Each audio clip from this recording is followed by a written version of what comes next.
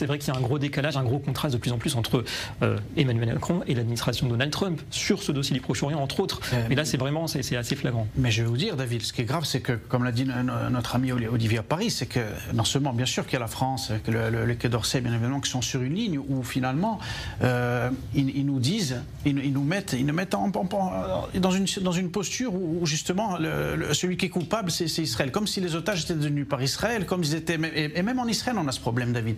On en parlera tout à l'heure. Beaucoup aujourd'hui manifestent. On dirait que les otages sont dans le bureau de Netanyahou. Il faut quand même arrêter, à un moment donné, il faut arrêter de faire le jeu du Hamas. Que certaines chancelleries en Europe, malheureusement, que le Quai d'Orsay le fasse, on le sait, on y est habitué. Mais qu'ici en Israël, il y a encore des gens qui n'ont pas compris qu'en faisant ce qu'ils sont en train de faire, ils jouent le jeu du Hamas, c'est un problème. Les otages, ils sont à Gaza, ils sont détenus par les terroristes, ils ne sont pas détenus dans le bureau de Netanyahou par Israël. Donc à un moment donné, il faut être tirés tous dans le même sens et rappeler quand même que s'il y a eu le 7 octobre, Yehia Sinwar l'avait dit, c'est parce qu'il y avait une division au sein de la société israélienne.